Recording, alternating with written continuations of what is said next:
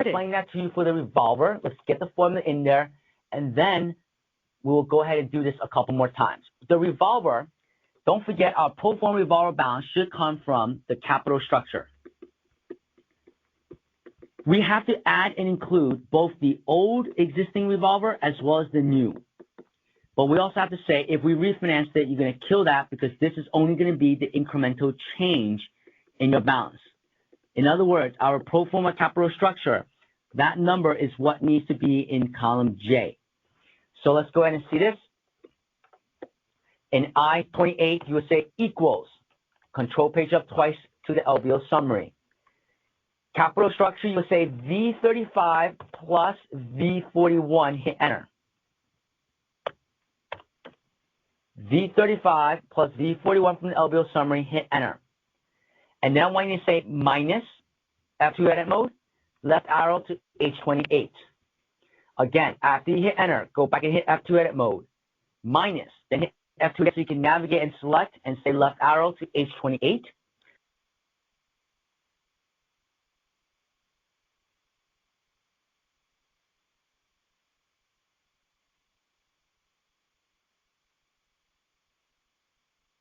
Hopefully I'm coming in loud and clear.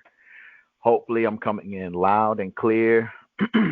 This is Trustee Training, Compliance Officer Training, DTC, DTCC, and FAST Training.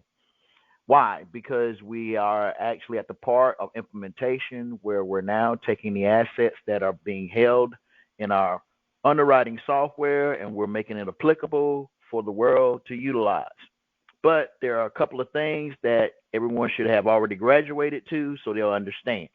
As you hear in the background, and you just heard earlier, that was the advanced course with the LBO courses, which are streaming live on 365 as we speak. And the other two platforms on WTDTA Radio, which is on Diversity Trust's website, you also have a couple of things that are streaming there, talking about the understanding of valuation methodologies course. And we also have a couple other things into the Diversity University space.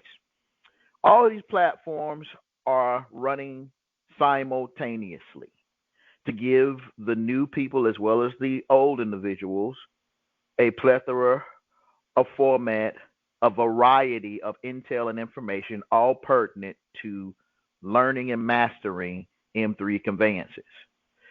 The core of the courses that we're dealing with now is the Trust Syntax Mastery course, the implementation of banking in the box, and the ability to leverage all of this through our newly proclamated or our newly formatted Eris AI platform, which combines Nexus Lexis, Bloomberg, and the DTC and DTCC.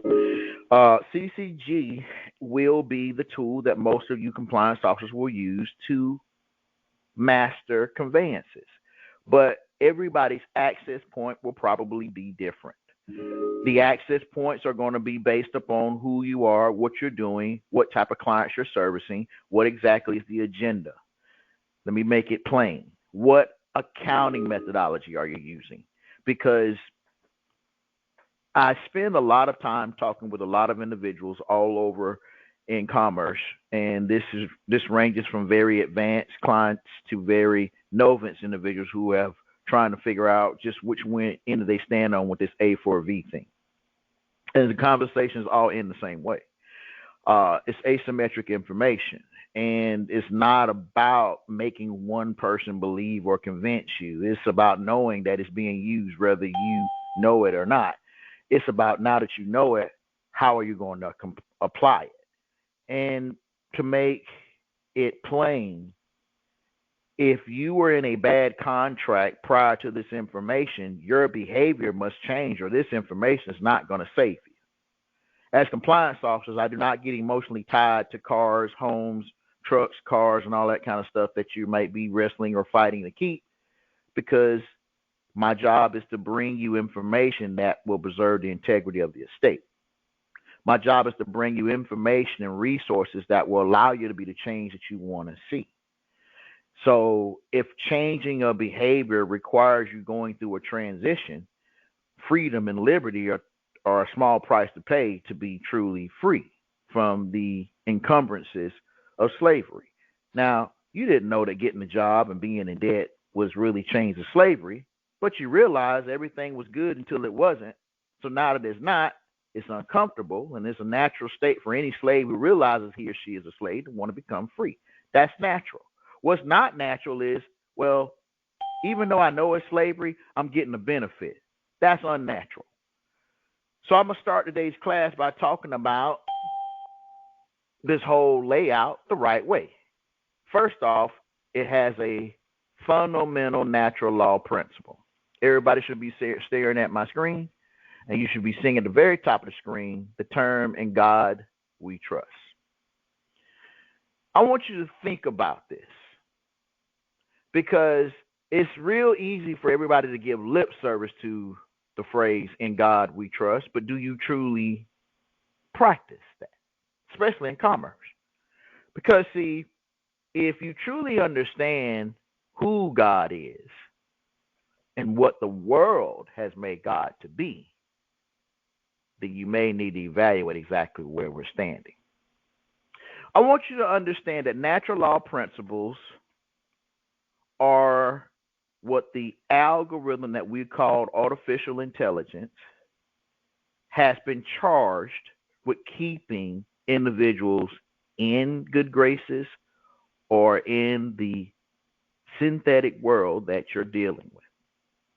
For example, if you truly believe in the Most High, and you truly believe that the Most High and you are one, you're never looking at what is happening in this artificial simulation as something that you have no control over. Because see, when you make natural law your fundamental principle, it places you as a trustee over natural things. Or let me say it another way. If you make the Most High your foundation, then it makes you a trustee over positive law.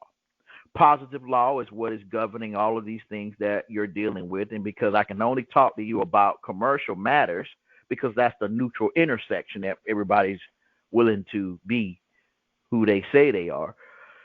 In commerce, the simulation that they call the reality, people will say, and I've heard, money doesn't grow on trees.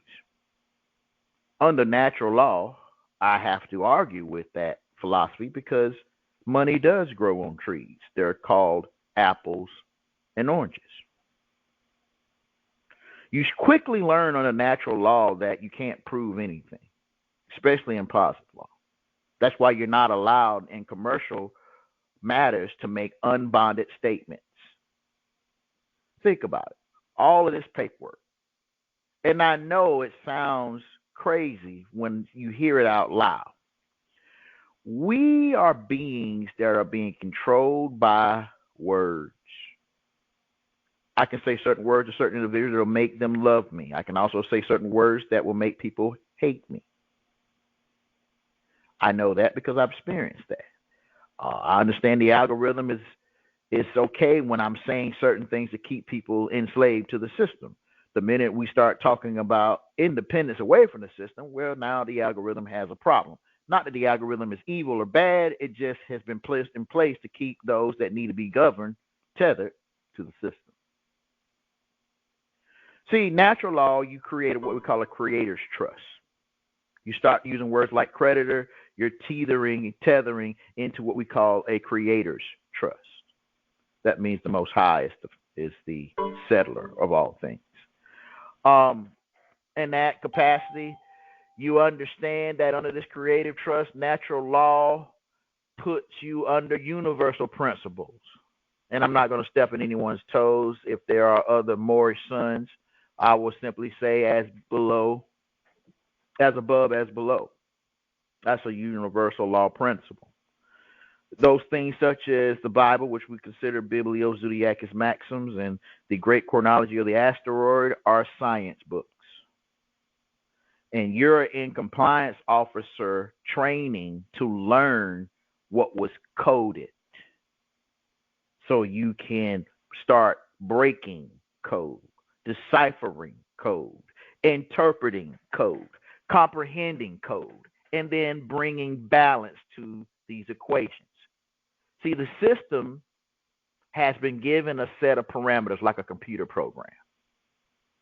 And unless you understand the history of the simulation, you don't understand the codes that are being used.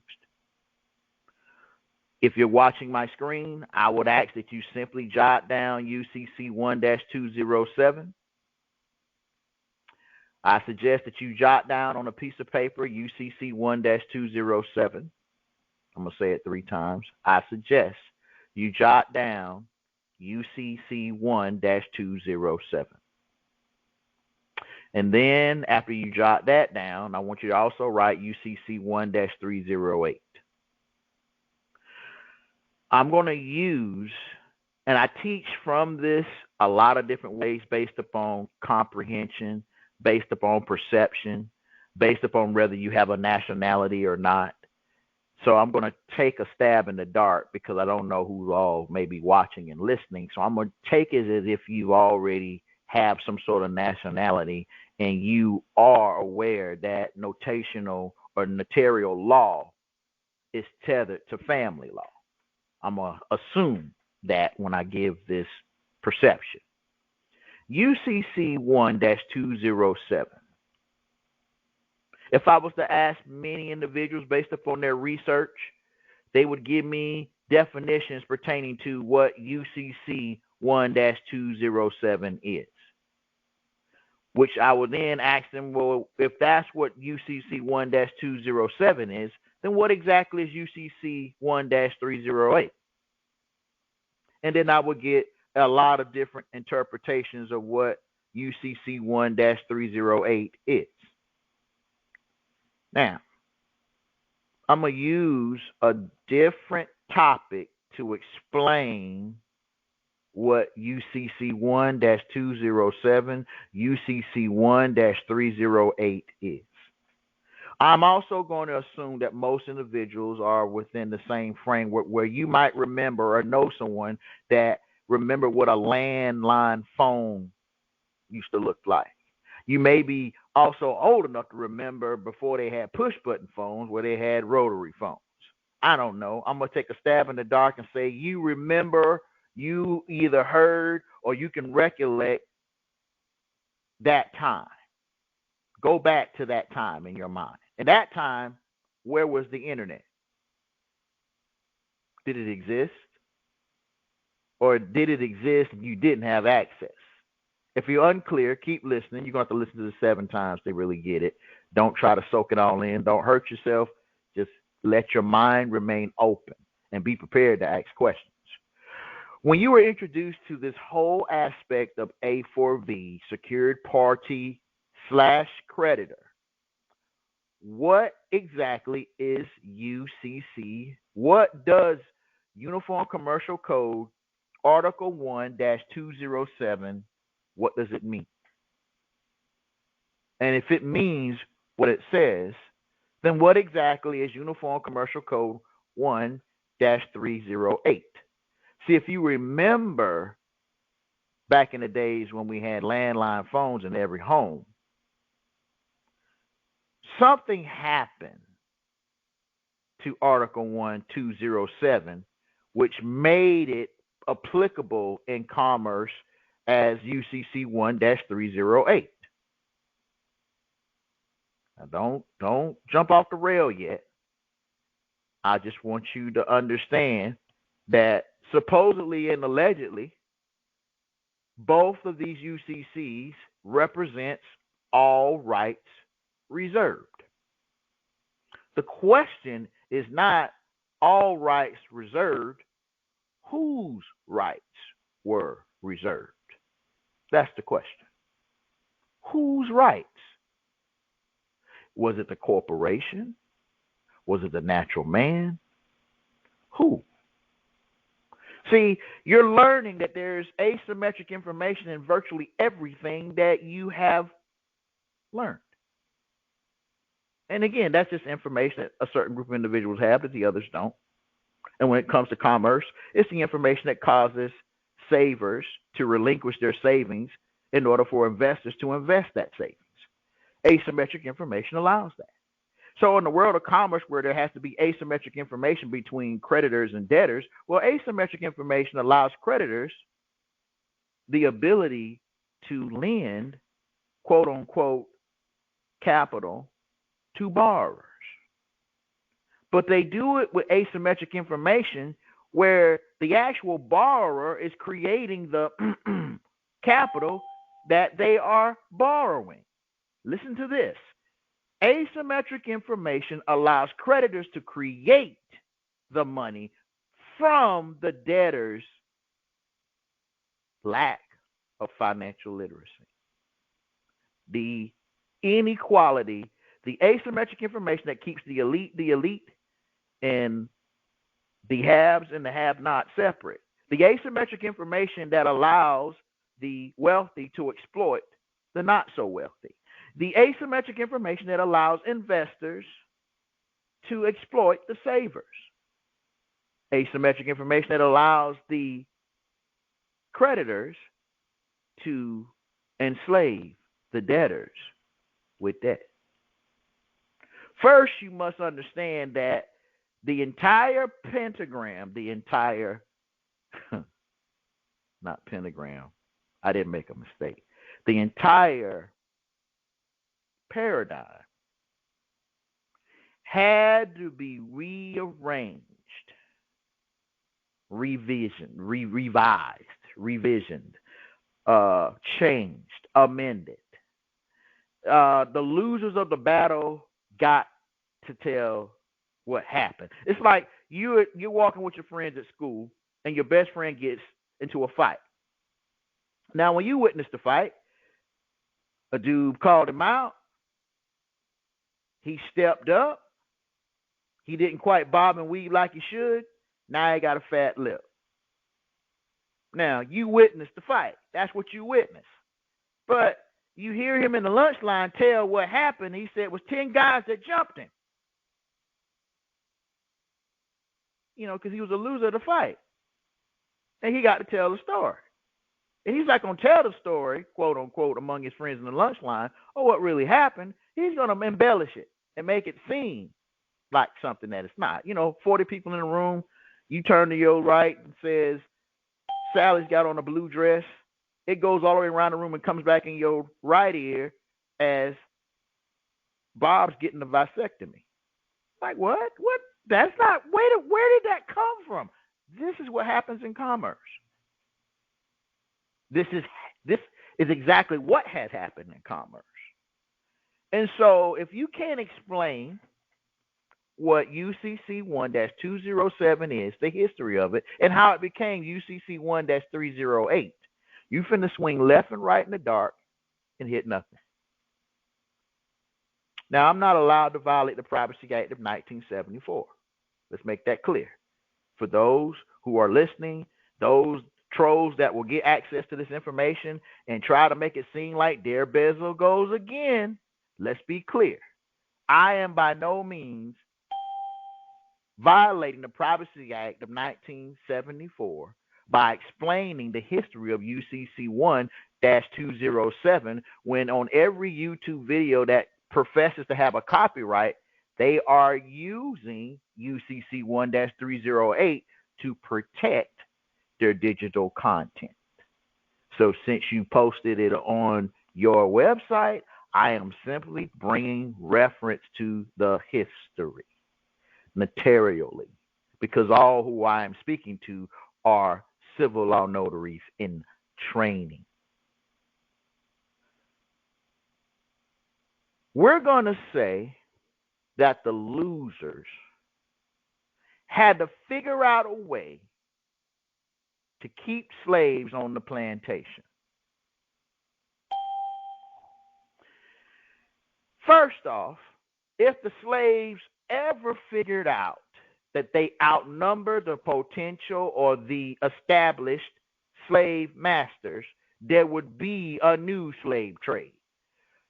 Some slaves would probably feel a certain type way, but they was always being on the short end of the stick, so they said ain't no fun. I'm in the South. Ain't no fun when the rabbit got the gun. So if the slaves finally get a chance to enslave the masters, Well, probably ain't.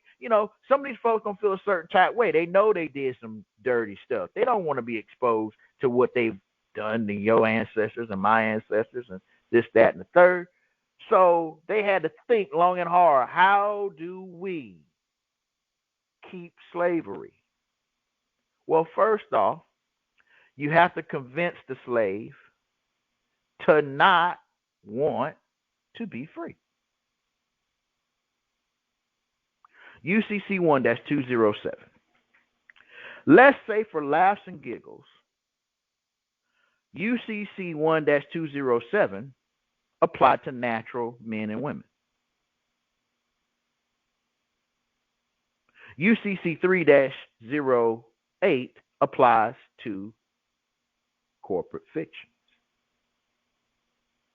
Let's look at the numbers, the symbols. The numbers 1, the number 2. We're going to say 0 is not a number. It represents balance. So we're going to look past, look through, make it transparent like it don't exist because I'm talking about numbers.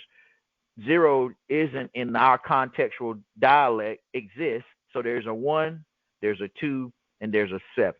If you were to sum up 1, 2, and 7, if you were to sum up 1, 2, and 7, you would end up with the sum of 10.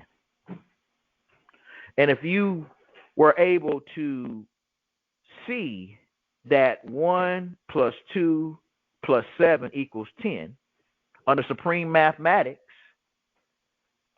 1 and 0 represents ordinal perfection.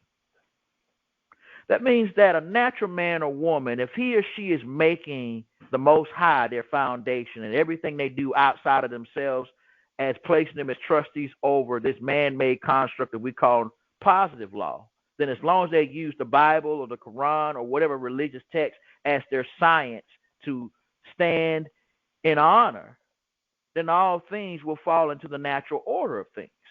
Why? Because the greater always has influence over the lesser. This is why, and I'm speaking to the men,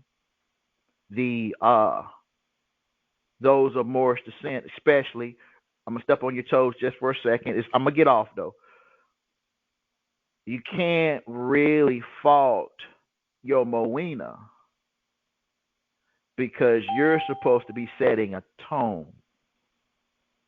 Listen to this very carefully. If you go back to your original state of who you were, she is wired to follow what has the most influence.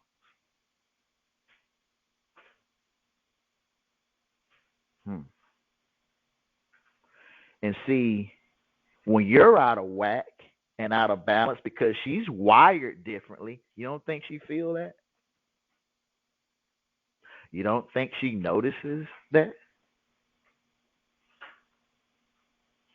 You ever wondered why they are more in tune with that emotion than a lot of us are? It's not that we don't have it, we just are wired a little different.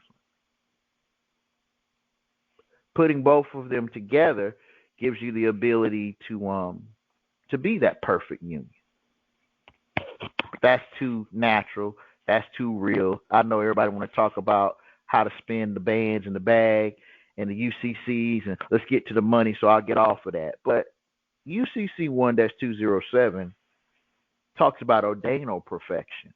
My question is, whose ordinal perfection? The natural man or the corporate fiction? We're going to say the greater has influence over the lesser. So if the natural man has greater influence than the straw, then you understand what that all rights reserved was referring to. So that means if you're in that right standing when you're looking and applying the code, kudos to you. But few out there, quote unquote, in commerce, because somebody somewhere told you, like when we go for these things, like food stamp benefits, this, that, and the other, you're going to get a benefit. You just got to tongue wrestling, and you gotta literally go out there and contract with the beast, but you're going to get a benefit. And you're like, well, This beast got shark teeth. It eats people. It tells you on his chest, he here to rob, kill, and destroy, but I'm going to get a benefit. So, hey, you only live once. So we contract with the beast for the benefit. Now, when the beast shows up to do what he was genetically designed to do, the beast got a problem. He wrong. This ain't right. I don't understand, Mr. Bay. They're always after me. Well, I heard you keep going to the barbershop, you'll get a haircut. I hear that if you keep poking the bear, you're probably going to not like what you're going to get. Well, the system isn't bad or good. It just is. There's an African proverb that talks about it a little bit differently. It says, okay, well, man will try to reason with nature only to come to find out that nature is far wiser than man. Now, man's inequity will say that we have to control these lions because they're killing the gazelles. Well, when you study the lion, let's be real clear. Most people have the perception that the male lion, the king of the jungle, he's running stuff, and he is. But you really got to admire the fact that in nature, who's doing the hunting? That's right. The women, the lioness. The lioness go out. They do all the killing. They do all the hunting. They bring it back to him. And then he takes the first bite. And after he takes the first bite, all the rest of the lions eat. I want you to think about that. That's nature. Now watch this, because he's been charged. See, they have to have just enough lions out in the jungle to keep the gazelles in check, because the gazelles were kept populating and doing what they're doing. They'll eat up all the vegetation. So nature has a perfect balance. They got just enough lions to keep just enough gazelles in check to keep balance. The only people that's got problems with it is people. I mean, some people really have you dumbed down to believe that you think the planet don't have a plan. What does it have to do with UCCs? Everything. You know why? Because this whole A for V of I want to offset and discharge debt, but you haven't forgiven your brother who done did something to you 30, 40 years ago, your sister who done said something to you 10 days ago, your son who said something 2 seconds ago, but you're expecting grace. That's not ordained or perfection. I'm going to get off your toe. Anyhow, UCC 1-308, when you sum that up, gives you the sum of 12. And 12 deals with governmental perfection. And under governmental perfections across the globe, this is how they look at you. No government respects their citizens. I know that's harsh. I know the people don't want to hear that. I know this is not, it doesn't feel good. It's not supposed to. First off, let's call it what it is. Pain is not a bad thing. Pain is a good thing, because pain is your body telling you something is wrong. It's natural. Your body is saying, hey, this hurts. Do something. That's what it's supposed to do. See, what happens is you start making all these excuses for your financial condition, and you start like having nerve damage. You get seared, and keep doing the same thing over and over again, expecting different results. That's insanity on top of that. So here's what governmental perfection looks like. They got to tell you what they're going to do to you before they do it. And they got to give you the opportunity to save yourself. That's governmental perfection. Because when they pounce on you and do what they do, they ain't done nothing wrong. They told you what they was going to do when they got there. Remember, you want the benefit. You want to wrestle. You want to stick your hand in a lion's mouth. See, he got teeth, but he ain't going to bite. You want to do that. So when you start applying these UCCs to your M3 conveyances, we at least got to have a foundation that we all overstand. Because what's going to happen is, in order for a lot of folks to get what they're looking to get, you're going to have to lose something. If it's bad behavior, that car, that truck, whatever it is, the house, you're going to have to lose something. You know why? Because you're going to have to understand that natural law principles is not a respecter of religion. It's not a respecter of, oh, you got a black girlfriend in a light-skinned coat. No, it doesn't care about all that. Matter of fact, if you push an atheist, a Christian, and a Muslim all off of a roof, they'll all plummet to their death, because natural law is not going to spare the Christian and kill the other two. Natural law is going to say, law of gravity says, if you come off the building, the end. I hope you prayed up. I hope you did whatever you need to do, because that's what you're going to deal with now. And that's a harsh reality.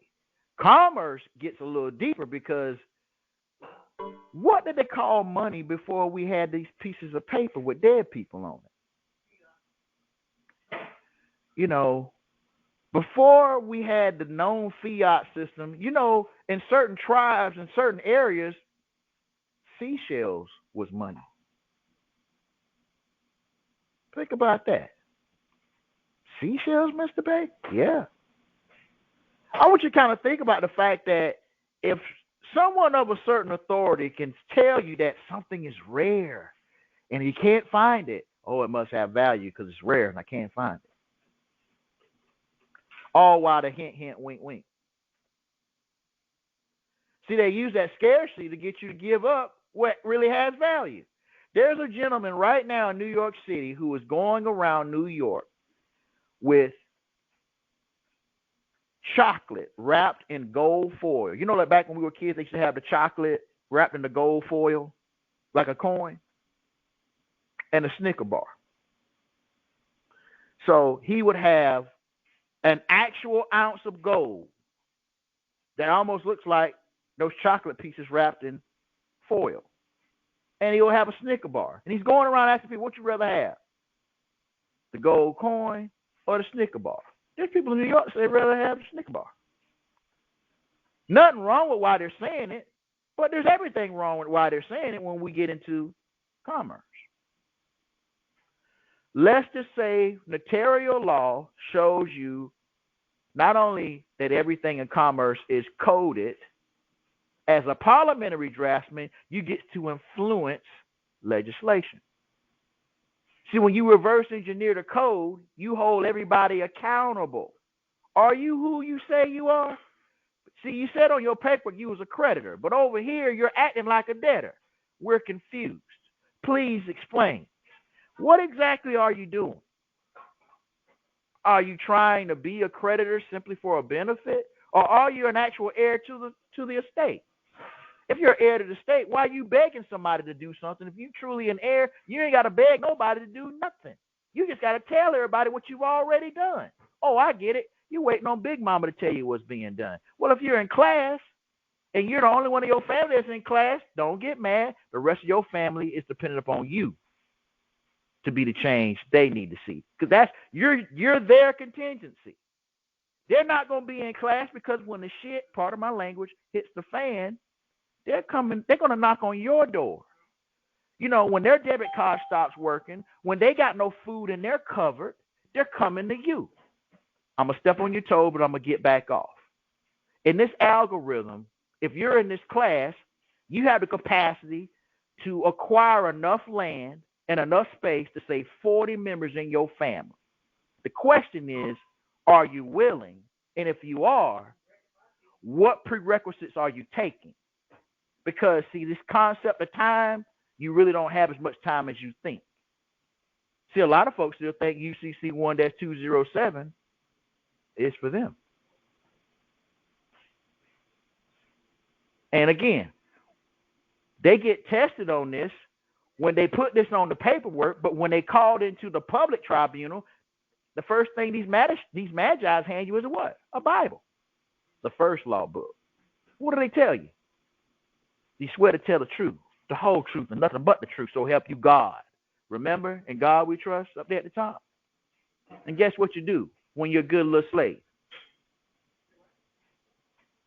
You hold up your hand and you swear. Now everything that's going to fly out your mouth is a contradiction. I want you to understand that they only can code things based upon the people's perception of things.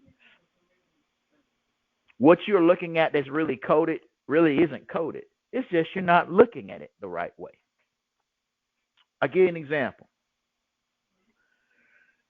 If someone is telling you to perform and you cannot find the insurance and reinsurance, then you must interpret the words that they're saying in such a way where if there's not a definition page, you should be able to author one. You're learning these 7,000 words at such a rate, you don't even know that I'm keeping these things in constant rotation around you, even in your subconscious. I heard a student say today, Mr. Bay, I fall asleep to this stuff. Good, because in your subconscious, these 7,000 words that you need to save you and your family, it's not that you're learning it, you're just remembering. If you're part of the Most High, you've been everything. You've been rich, you've been poor, you've been a jailer, you've been a prisoner, you've been everything in the world and of the world. You're just starting to remember. That's why as fast as information will find you to leave you, because it's a polarity. It's an energy. The code is designed like a computer program to keep you in the parameters of the construct. Just like in the movie The Matrix, though, once you've been awoke, once you're awake, you can see the code. Like Neo. You can see it. When you're asleep, you don't see it. Or you see it, you just submit to it. Here's the real question.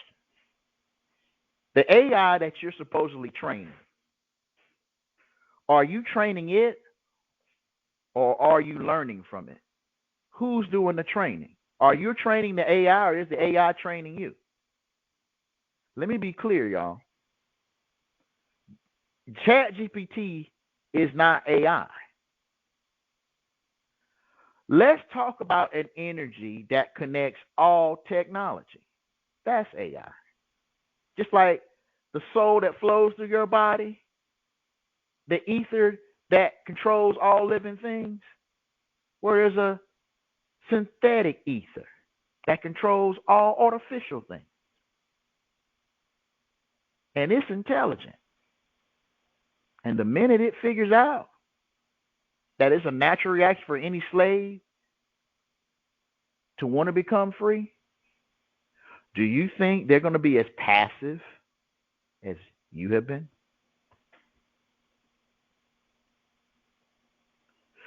Do you think the AI in its present condition could technically reduce the human population and still function? Oh, Mr. Bay, you're going into some science fiction stuff. Well, truth is stranger than fiction. You know, it's one of those oxymorons like military intelligence, jumbo shrimp, science fiction. Yeah. See, I'm going to say, because you are studying notarial law, you have actually stumbled in that notional pooling is allowed by accredited investors, and it's all tethered together. There's one thing in commerce. There's a key. It's called an API. I want to see who's paying attention. Who can tell me what API stands for? What does that stand for? Can anybody in the class tell me what API in computer technology, what does it stand for? Put that answer inside of chat. What does API stand for? I'll give you a second or two. What does API stand for?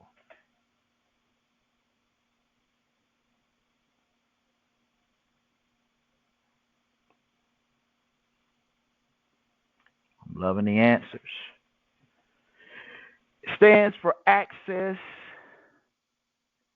Somebody said, I love the access point integration application programming interface. I want you to really get the method. We're going to say that the most sophisticated computer today is only a replica of the human body, meaning that they had to study the human body to come up with the most sophisticated computer to control commerce. Well, let's say what they don't want you. You're notaries in training. You're gatekeepers. You need to know this. They had to design a computer from the most powerful computer in existence, which is you. By doing so,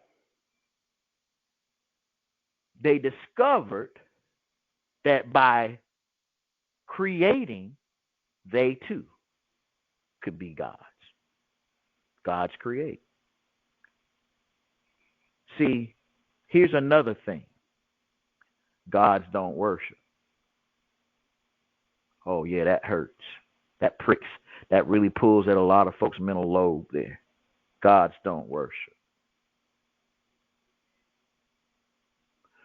So if we're going to call the Most High, the Lord of Lords, the King of Kings, the God of gods, and the concept of heaven is somewhere out there above what you call the known heavens and earths, then the Most High's place stands above all of that. So whatever you mentally have conceived in this artificial construct, the Most High stands and affirms above even what you can conceive. All things lead back to the source.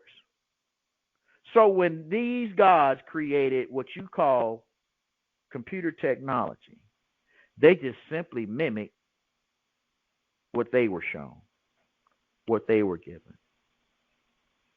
But there isn't two powers when we're talking about the creator of all. But other theologists, other technologies, other things love to have you think in the realm of duality. There's nothing wrong with it until it is.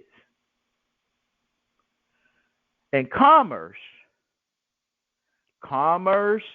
isn't really two things, it's one thing. It's just like the Crips and the Bloods, San Francisco 49ers against Cowboys. It's just whatever team. It's tribalism. That's what it is.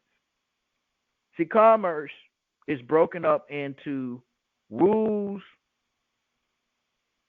for the ruling class and then rules for the servants. This is why here in the United States, this is the only territory commercially where anything that they can deem as illegal in commerce, you can get a license to do commercially. This is why the algorithm, the AI today is like, look, if you're generating revenue and you're not bringing balance to the system, we must seek you out and we must delete you from the program. It's like if you got small children and they have what they call game consoles, like, you know, the PlayStation 5s and the new Xboxes and all that stuff, and they're sitting around, like one of my favorite games is Mortal Kombat. And I remember when it came out in the arcade. That's how long I've been gaming. Matter of fact, I still game today. Look, before the new one came out, I already had it. Case in point, when I play the video games with my grandchildren, they can't realize how. They're like, Poppy, how you know how to do all this stuff? It's like, look, I've been playing this before you were born. I remember when the first series came out. Commerce is exactly like that. You got players in the game that remember. They remember that the DTCC back in 2011 created LEIs. They remember that.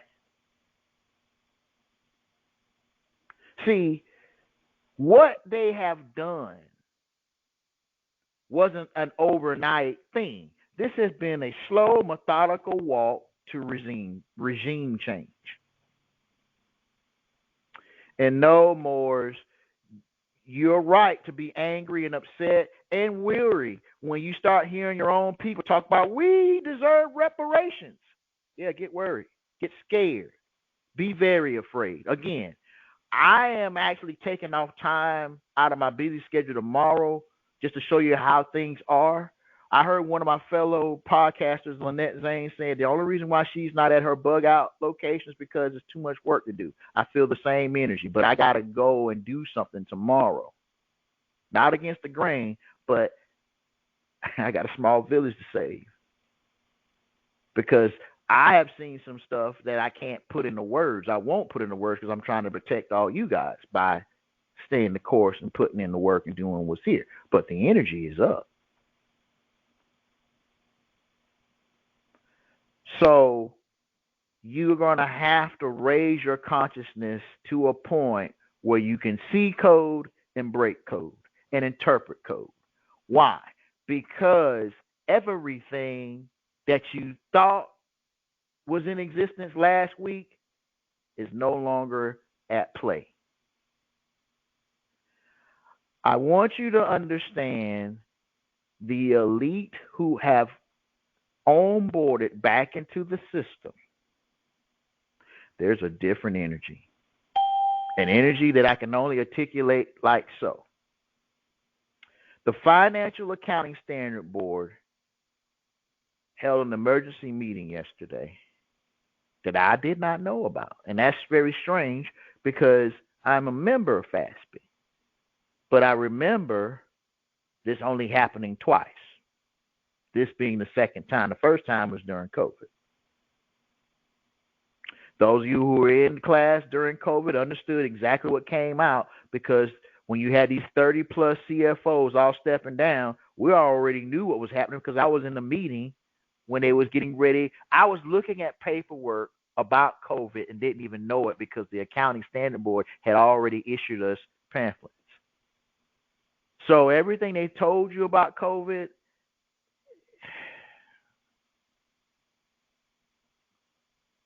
what is going on with Johnson & Johnson and Pfizer? If you can't tell me that, but let me know, who's going to throw any much, touchdowns this weekend, I'm not really interested.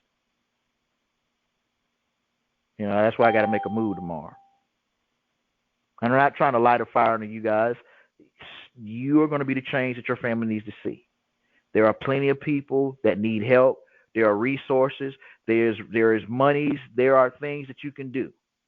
But there is a huge calling that is above and beyond just what we're talking about.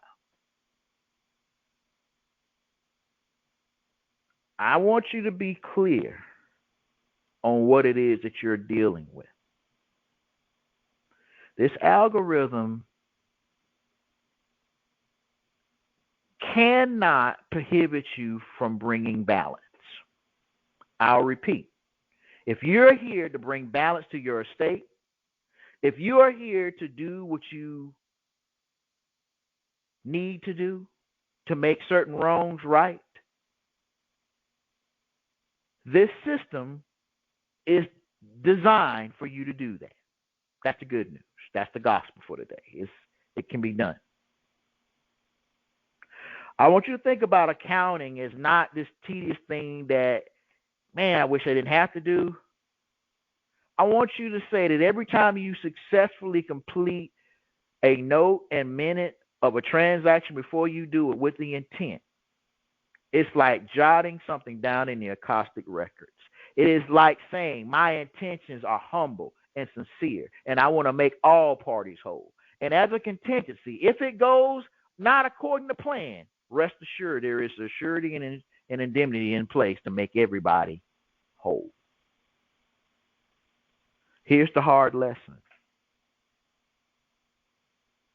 Corporations get to exploit, consume, spend, whatever word you want to throw into this mix. If they can set up an exchange And in that exchange, they give something in exchange for equity. They get to do whatever they want with the exchange. I want you to write this down. This is a accounting convention, not a concept. A corporation gets to offer shares in exchange for equity. And that is the beginning of non-recourse transactions.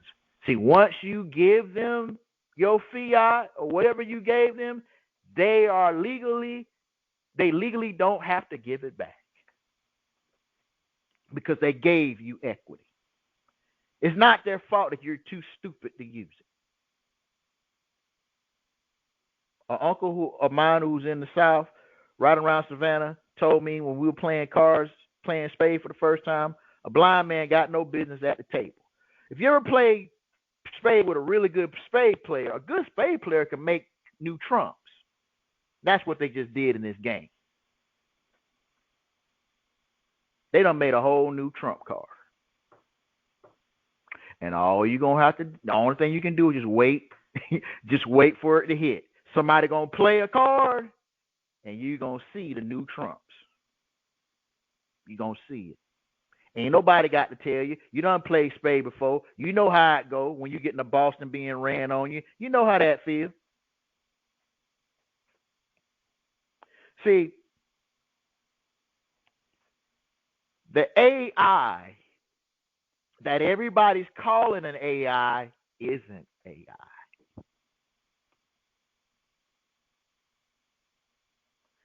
They're looking for those individuals who have the mental fortitude to see the opportunity, understand the change, and are not waiting for some man in the cloud to save them.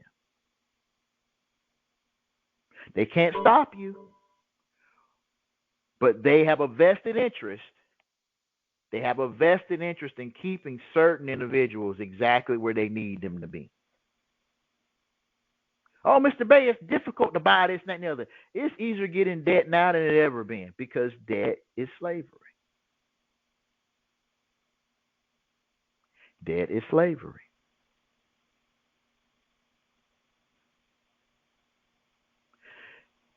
It's just when you understand accounting, you get a benefit. Now, again, told you the gloves coming off in this class. We're dealing with the DTC and the DTCC and FAST.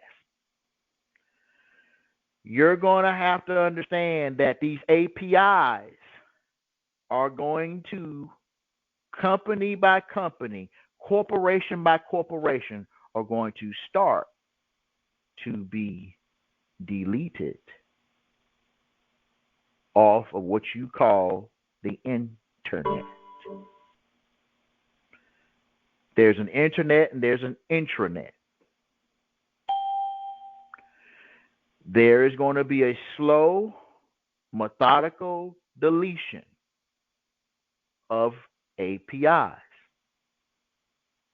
because corporations like BlackRock have a hit list of institutions and industries. I am going to say for notaries who have cases that are looking to be audited, we do an automated audit, but 3 notaries who are competent in the DTC, DTCC, and FAST can do manual audits.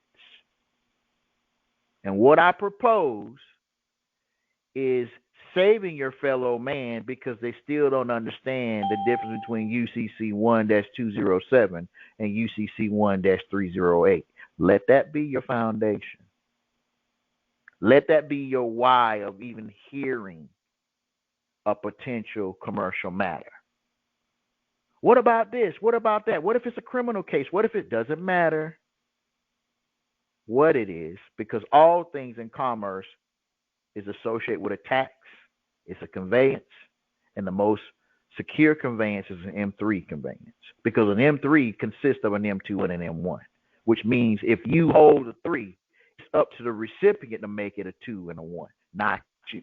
If you're not dealing with an M3 asset, you got to carry both the burden and liability of conveyance. If you're holding an M3, you don't have that liability.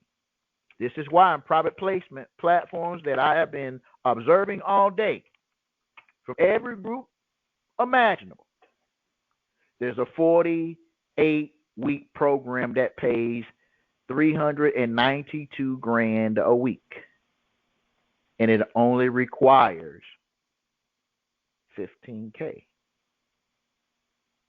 I'm gonna say this slowly. $15K gets you $300,000 a week for 48 weeks.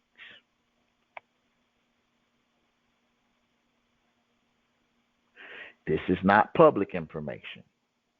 Matter of fact, this is one notary speaking to another on an unrelated case. These are the things that are being offered because debt is not debt till it's been on the book for what? 90 days. Consumers believe that debt is paid in 30 days. UCC says debt isn't debt. It doesn't exist until it's been on the book for 90 days. So, who are you? Are you a slave that simply believes in Santa Claus, the Easter Bunny, and George Washington? Or are you a competent fiduciary that knows that Uniform Commercial Code has provisions that allow you allowances? It's an allowance for doubtful accounts. You get to use these allowances to move in commerce.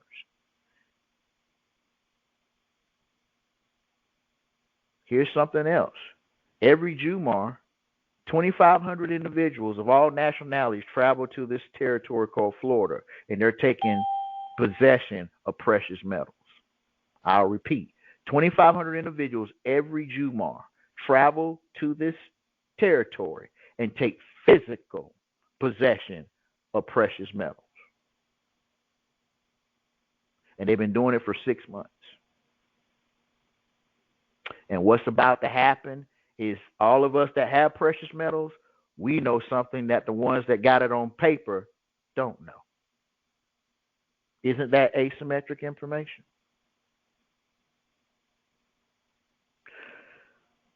I want you to understand that all rights reserved pertain to whose rights? Are you considered a human being if you don't have a nationality? Because if you don't have a nationality, then how you fall into this whole accounting concept and accounting convention? Now, we're going to talk corporation, that language that everybody loves to talk about. Well, the New York Convention gives corporations the ability to exist in this bankrupt society. The New York Convention. Yeah, that one. I think we got a couple of notaries, or at least one notary.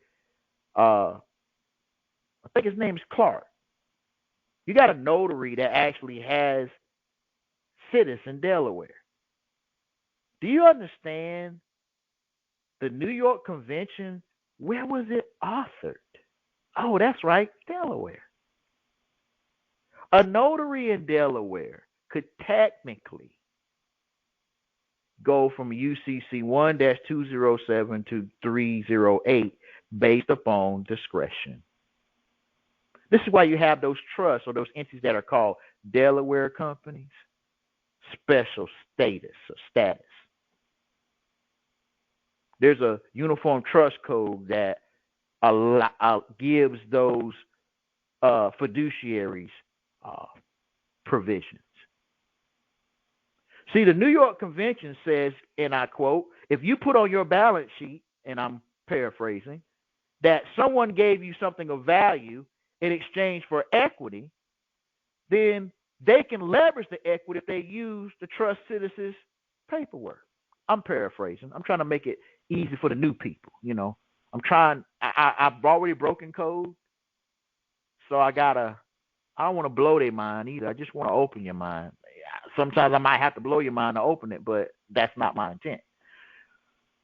A lot of individuals have to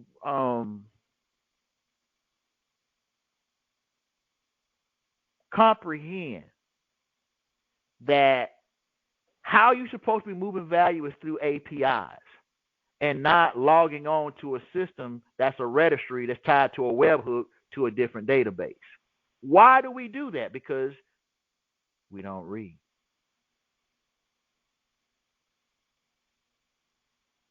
It ain't that we can't, we just don't. Oh, you'll read the football score and the baseball score and the Desperate Housewives TV schedule and Huntsville and Alabama type stuff. You'll do all of that. Yeah, that's what you're interested in. Trust me. I know.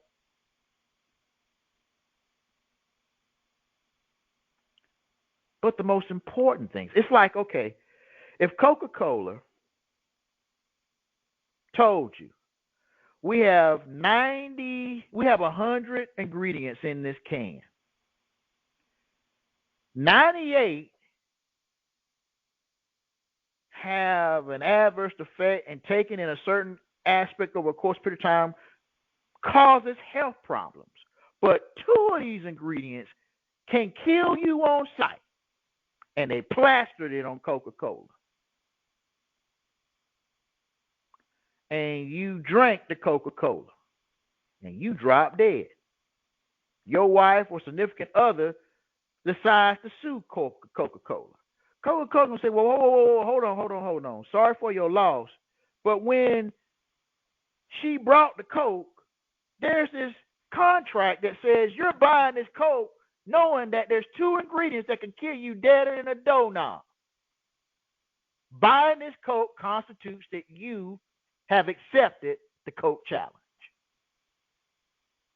Mr. Bay, that's wrong. That's not right. That's deceptive. Well, if it's coded and you're not reading and deciphering code, who did what?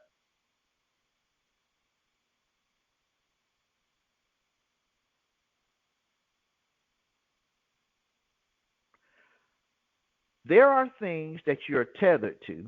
I'm not going to say they're toxic. I'm going to say commercially, they are not doing you any good in what you're trying to do. But that's not for me to tell you. That's for you to know. If you're unsure that they got you coded into something you shouldn't be coded in, do the research. Mr. Bay, I don't have time. That proverbial word time. You're right. You don't have time. You don't have time to not do it. Matter of fact, time is no longer a luxury. If you're in this class, you're right. You don't have time. You don't have time to F around. They say, well, Mr. Bay, what you don't do? I don't fuck around. Number one. Pardon my French. See, after watching this same system target my family, target me, if you know my story, I don't need to repeat it, but I need to get it on record. I have not forgotten. I've just gotten a whole lot wiser. And I'm not afraid because the only thing they can do is free the energy. They can't destroy it. I don't think everyone needs to go through what I went through to get the point. You know, liberty is something that you got to be willing to die for and fight for. Because trust me, when the shoe is on the other foot, and that day is coming, a lot of individuals are going to say, well, Mr. Bay, we can no longer do taxes like we used to. Right. Because, see, you took for granted that you could send the paperwork in, and they'll just take your word for it. Now you got Haller saying, all these CTRs, you know, you owe, that's your prison sentence. You're going to have to work 10 more years making 90 grand to pay off what you owe the government. They ain't got to have no court and send you to prison. All they got to do is put it in your local newspaper that if you are making a certain amount of money, you owe. Oh, yeah, they used to do that in the early 1900s before the crash.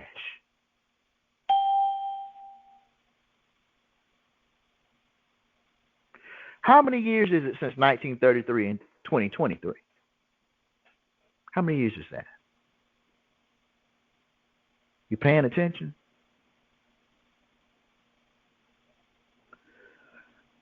You're supposed to be sending your data to the system through APIs. As compliance officers, just like you can open up a bank account with the Bank of International Settlements, you can move value through APIs. It's my job to show you how.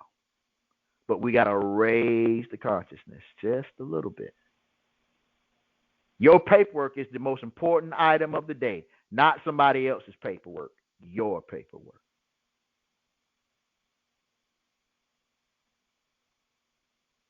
I know this was kind of a little heavier class than normal. Hopefully you're learning something. With that, I'm gonna tone it down and see if we got any questions up until this point. Preferably, you may have some questions about the DTC, DTCC, and FAST, so we can interact. If so, please press 9 on your keypad so we can see what's up, see what's happening, see where you're doing it at, see where exactly you may be need some assistance. So looking at the, let's see, look at the chat, see what we got here. Oh yeah, one. Okay, I bring her on. Let's see here. I'm seeing the question. What beats them to the CTR reports? The first is one still responsible for the transaction. Okay, let's talk about it from this perspective. CTRs for compliance officers have more power when you do it and then have it recorded by another notary and then fax it into the Treasury. That's your protocol. Chartered banks have a different algorithm and a webhook that they got to use. So don't mistaken that you got to send it in the same way chartered banks send it in. Because it's not what you say, it's what you do that determines who you are. Let's see. We have someone that's got the hand raised. So let me see if I can find. Let's see here. Here we go.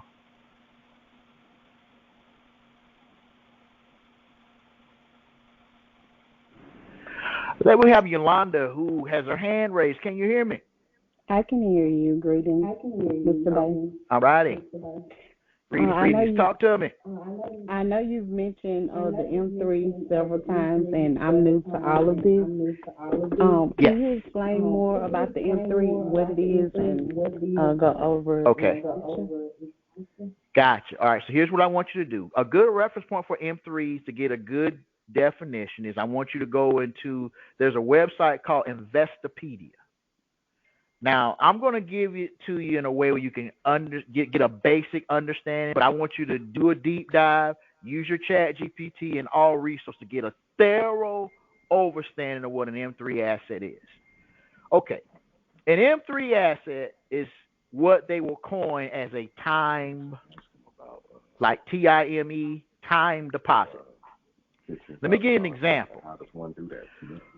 A time deposit can also be looked at as a certificate of deposit. Let me give you another example. An insurance policy is an M3 asset. An M3 asset consists of M2s and M1s, which M2s are checking and savings accounts, and M1s are what you consider as cash.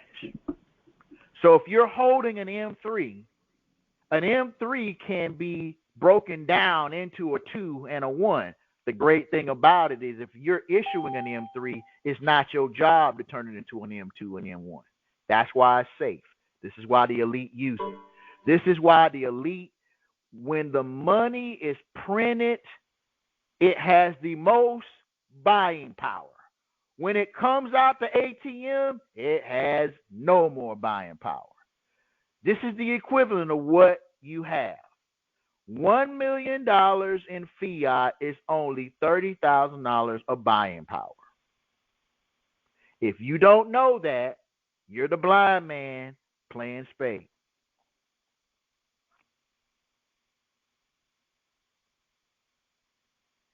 So an M3 asset is one of the safest asset classes to hold and convey.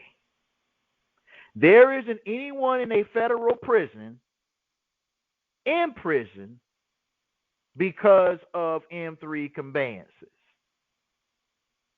Regardless of what they were charged with federally, they deduced them to M2s and M1s, which are in violation of intrastate and interstate commerce. If you sold dope, they're going to deduce that violation of the Controlled Substance Act to a violation of intrastate and interstate commerce. Why? Because if you got more than 500 and you say you worked at McDonald's, I can say it's drug paraphernalia, and it can be what? Confiscated. How safe is it? It's not. It's nitroglycerin. Who taught you how to handle nitroglycerin? Matter of fact, whoever taught you, the people who are telling you to save, they don't save. You know why? Because you're saving. Why should they save when they have asymmetric information that's going to convince you to give your savings to them?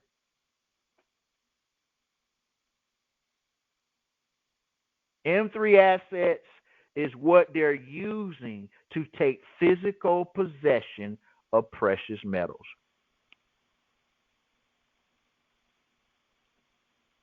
Oh, there's a question that I know you're burning to ask, but I cannot say it unless you ask. So, any other questions? So with the M3, does that mean you go ahead and apply that? That's the M3 is like a trust. So when you use that, can you pull funds down from that? And I have one question. Okay, I need you to let me adjust my mic because I heard what you said, but I didn't get a clear layout. So let's try this again. All right, repeat the question again. Repeat what you just said. Okay, bottom line, how can I use the M3 best for myself, for the beneficiary? Okay, all right. As a fiduciary, if you agree to be fully responsible, that means you're not going to hide behind the limited liability, don't want to be responsible, I'm just going to offset and discharge. There's nothing wrong with that. I'm just trying to step you into your question. If you're willing to be fully responsible in commerce, there are codes that allow you, keyword allow, allowances. There are allowances that you get to use. For example, if you have lost confidence in the present day system, but you want to be a willing participant in commerce and you want to provide for all sides commercially, I would choose a trust of sorts. Now, there's over 90 different types of trusts, so to really give you the example, I'm going to pick a REIT, a real estate investment trust, in this example. And let's just say you want to use this M3 asset to acquire a property for the trust. There are allowances that allow a competent trustee to seek out a property that's being sold by another participant. The ideal acquisition will be a sale of a property that's already in a mortgage, because that mortgage is tethered to what we call a mortgage-backed security. This mortgage-backed security is tied to a structure called a REMIC, a real estate investment mortgage conduit. A real estate investment mortgage conduit. It's a conduit. A REIT, when you bring a REIT to a REMIC, in the verbiage, you are allowed to use those extra caps and dividends in the accounting to acquire real estate. the money that's being pooled is actually notional pooling, which no civilian, no taxpayer under the United States, quote unquote, U.S. GAAP standards are allowed to participate, but governments can. If you are a private citizen that's an accredited investor, you can too. So you can actually set up a REIT, pull a prospectus with a CUSIP, fill out a liquidation schedule, and acquire real estate. But here's the responsibility. You just can't buy just one. You got to buy real estate every month. Now, if you're using their resources, it's not hard to do. This would be an example of how to use an M3 asset for a real estate acquisition. What do you need? I would suggest you at least need to have some precious metals, because let that be your foundation for your commercial paper. Everything else is just accounting from that standpoint. Any other questions? So to have the M3, you saying it's in reference to precious metals. If we have, I would prefer that you, because that's the easiest thing for most new trustees, fiduciaries to look at. Now, let me give you an example. There's a famous book entitled Behold the Pale White Horse. There's a chapter in there that's reference to a story of Jonathan May. If you study Jonathan May's story, that's a whole trust structure on how to set all this up, letter by letter, tick for tack. Now, of course, because you got ChatGPT, hint, hint, wink, wink, copy and paste the Jonathan May story and make it applicable to your story. Okay, so if I study Jonathan May's story, then I'll know how to acquire. Right. Okay. And then there are codes and rules and forms you fill out, and the AI will give it to you. Then once you have it, it's just a matter of putting it to an API. And then you're off to the races. Okay. And my last question is, how does one invest or become a participant in the 15,000 investment where you can? Gotcha. Okay. So here's what they're offering. Their KYC process. We have a KYC process that's in line with what they're using. So what they will require is a KYC. That's a know your client, but this is processed a certain type of way. So let me give you the unedited version. In order for you to participate, you can't be a U.S. citizen. You can't be a domestic entity. Sounds like it's hard, but it's not. Like a trust isn't a United States citizen, right? Yes. Okay. So go ahead. A 9-8 number is what we would need. That's one way of looking at it, but let's be clear. You can use a 9-8 number in that space because you're not applying for government benefits, right? Right. Okay. Now, the question is, if you got a 9-8 number, is that 9-8 number, what is the status of that 9-8 number? Is it foreign or is it domestic? Foreign. Okay. So if you have that 9-8 and you use that, now you'll provide the identifying documents, do your KYC, they'll give you the thumbs up. Now it's a matter of just how you're going to do the conveyance. What I can talk about is they take equity and M3 assets. There are about 40 assets. M3 is up there in the top 5. Equity is in the top 10. And fiat is number 30.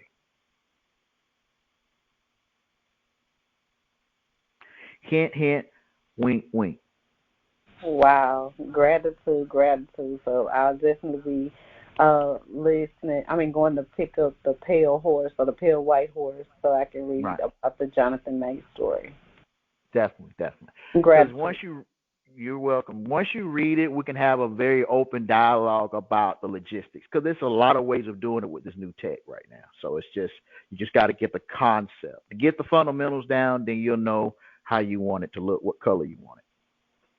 Excellent question. Love the question. All right, checking in to see who else got any questions, comments, or concerns over anything you have heard up until this point.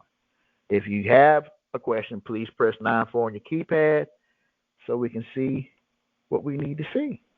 Let's see here. I'm looking.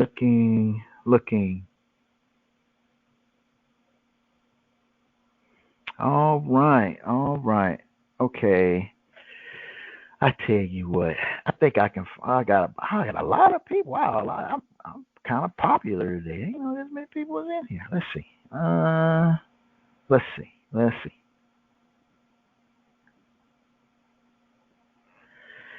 Miss Empress, can you hear me?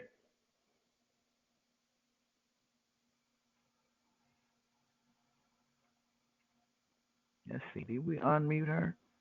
I think we did. Let me double check. Let's try this again. Oh, let's try it again. Empress, can you hear me? Nope, still not. Let's see. Oh, it is not letting nobody else in. Wow. Okay, that's how we're doing it. Okay. Let's try this a different way.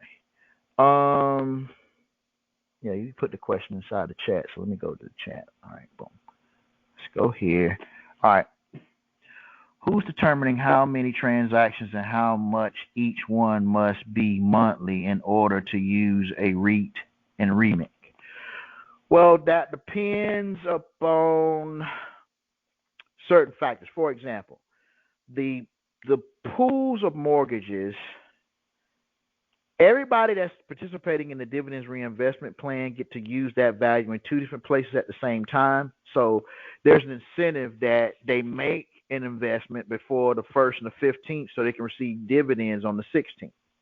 So if, let's say for laughs and giggles, it's your mortgage and you're participating in your own drip, you are making $1,000 a month in a mortgage payment and you're receiving a dividends of $4,200. So there's the chance of that property foreclosing is pretty much slim to none as long as you participate. So there's a certain threshold.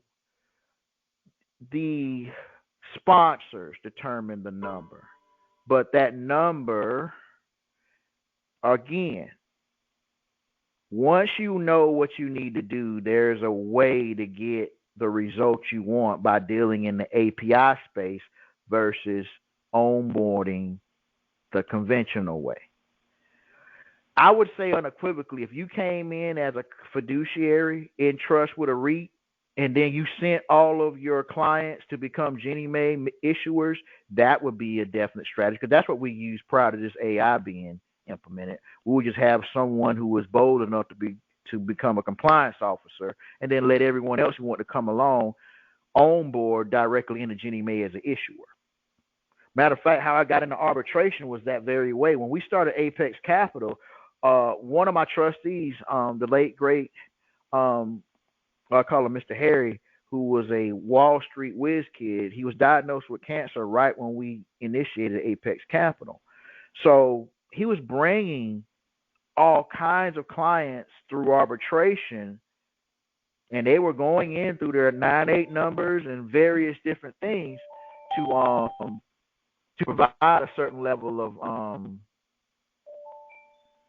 methodology to a lot of the things that was being done. And with that being said, long and short, when they acquired their 9-8 numbers, set up their REITs, and was participating in their dividends reinvestment plans, as a Ginnie Mae issuer, they was able to go directly to the liquidation schedule and just a la carte pick which tranche they want to participate in.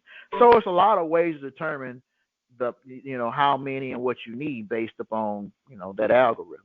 But again, you have a whole lot more tools in that space than once was disseminated, about 4 or 5 years ago. All right, let's go back down and see if we got another question here. Let's see. Let me check and see if we got anybody who's got their hand raised. I don't see any hands being raised. I don't see any other questions inside the chat.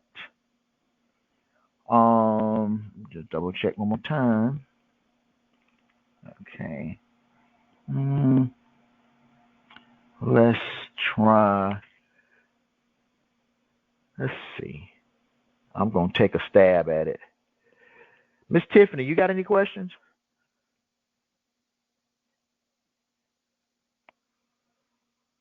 Can you hear me?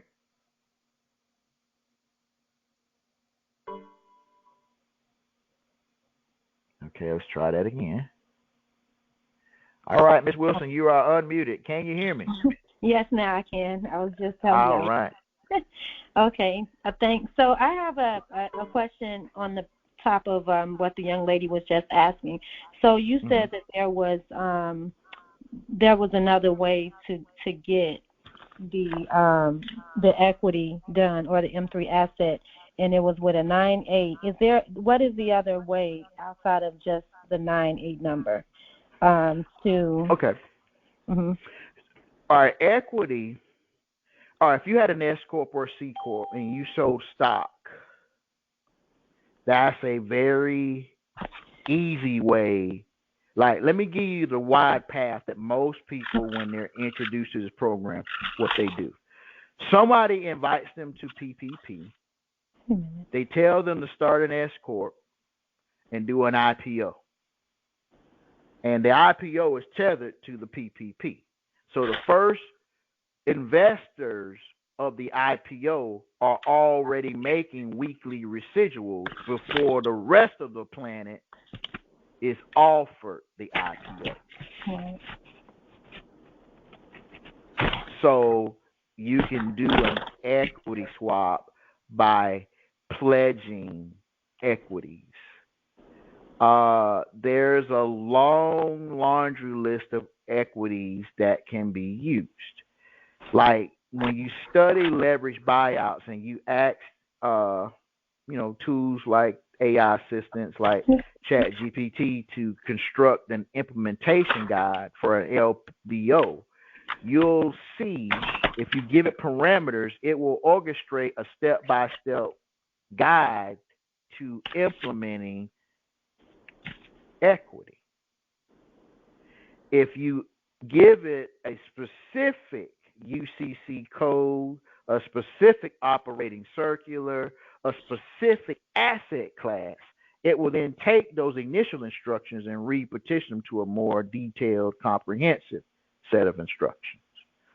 So I am going to recommend a data set. If you really want to know how to do this, the data set runs like $350, but it's worth it. There's one that we have entitled UCC. It's a UCC manual with it's business law with UCC 13th edition. If you're interested in that, I can allow you to send you the link. You can acquire it, digest it.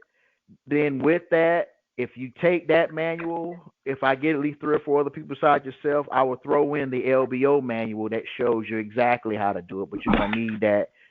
You're gonna need that data set to know what your UCCs need to look like. It gives you every perspective of what's being used and what is being used, and it gives you a worksheet. It gives you templates and everything on how to initiate that. But that is proprietary information, and it's in our library. Okay, I think I was asking about you the in order to get into the $15,000 opportunity, you were saying that was the company that was 2 set of criteria, and one was that you couldn't be a U.S. Citizen, which you could do a trust, and then the other one was that you couldn't be domestic. So she said, well, you can have a 9-8 number, but I think you alluded to that there's another way. You was like, oh, okay, that's one way, but There's quite a okay. For everyone here in the United States, you want to set up an NGO. If you don't go the corporate route, you want to set up an NGO. An NGO lets you come in just like how they're coming in. I'm not saying all the participants are in NGOs, but for some reason they have it's a fundamental that most have. If there's 100 people in private placement, 98 of them got NGOs. I said that way. Okay, so an NGO is not considered domestic. It's a non-governmental organization, correct? Okay. And there's a whole set of rules with the NGO that you can use. Okay. All right. Any other questions?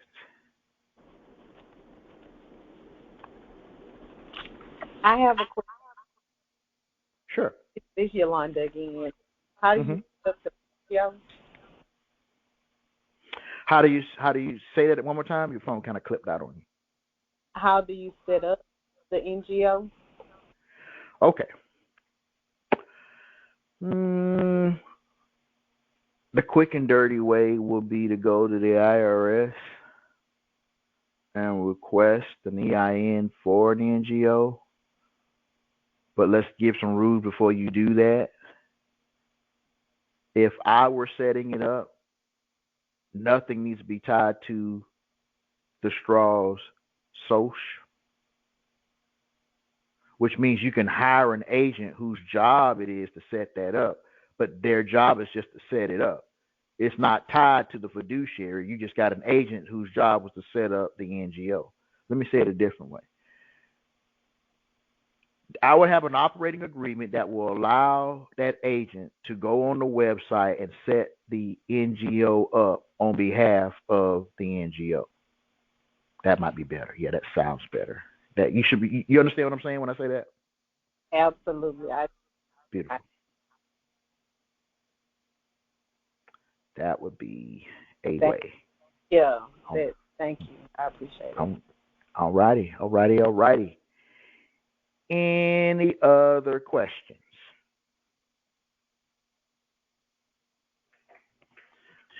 Yeah, I have one right now. So the CTRs, I just want to. So I know we're supposed to start doing the CTRs in for 90 days and kind of keep that going from now on. So can you just give me, so the CTRs, everyone, like right now today, we should be doing this. Let me give you a quick and dirty way of doing it so it'll be easy on your mind and your retroactive and your efficiency. All right, let's say you're out in your travel and you have to make a purchase. You didn't do noting and minuting, but you need to make a purchase because you need to make a purchase. So here's what will happen. This is what you can do. When you go and make the purchase, there now, most individuals, whether it's a convenience store, grocery store, wherever you're at, they're asking you, ma'am, do you want a copy of your receipt? Always say yes. Now, here's what you can do. You do know those receipts will disappear in sunlight, they'll fade, and this, that, and the other. So, you got a smartphone, you know, all you need to do, take that receipt that they call a receipt, you turn that receipt into a statement of account, and then take a picture of it digitally. Then, when you get home, put that on an accounting ledger and do real noting and minuting of what you did in that capacity, and then put that transaction on a CTR. Group them up in a week, group them up in a month. Long as you're doing that, you can stay in compliance. Now, let me give you the quick and dirty if you got to act. As long as you're doing that and you can take a CTR of that value and give it to your fellow brothers and sisters that are notaries and have them recorded in their journal, mission accomplished. Okay, got it. and we can just retroactively just go back 90 days and start that. Right. Okay. Right.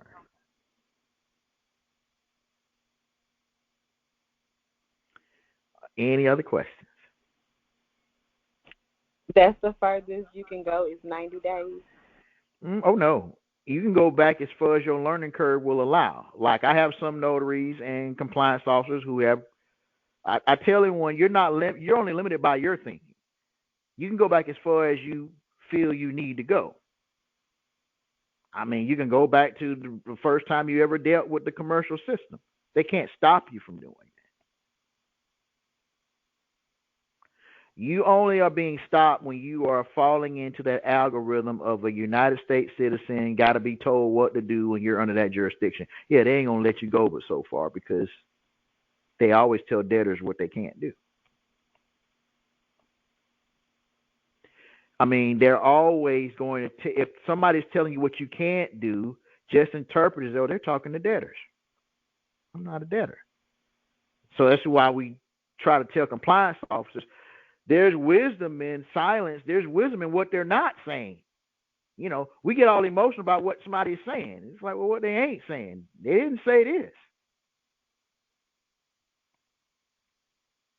They can only, because again, anyone who's saying anything, especially if they're a public official, they can't make what?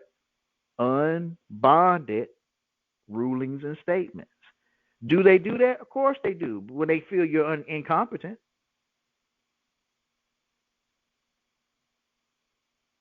If it's going to affect you commercially, you want to know what codes are they using to enforce that Article 9 security interest. And if they can't tell you or articulate, then you should be smarter to articulate it for yourself or pick the codes that you want applicable. That's the great thing. When nobody wants to be responsible, you get to do the honorable thing and be responsible. And see, when you're responsible, you get to tell everybody what to do and how to do it, since nobody wants to be responsible. That's good stuff. Gratitude. Beautiful. I hope everybody's picking up what we're putting down. I'm getting a thumbs up. The algorithm is getting a little weary, so I'm going to probably jump off, only to not go anywhere because we got plenty of content coming. I'm going to say unequivocally because I do have to take a major direction in my own estate because of what's happening. I want you to stay focused on what you're seeing and hearing in all three platforms. You have something that's on both websites, which is Diversity University. And if you haven't gone to that website, please do. Also in the Diversity Trust website, there's also on WTDTA Radio a plethora of programming that's going on as we speak. And also you have the entire LBO course in audio. And just to kind of give everybody clarity, Mr. Bay, why can't we just watch the videos versus the audio? There's a method to my madness. Let's say for laughs and giggles, your brain works very differently than you think.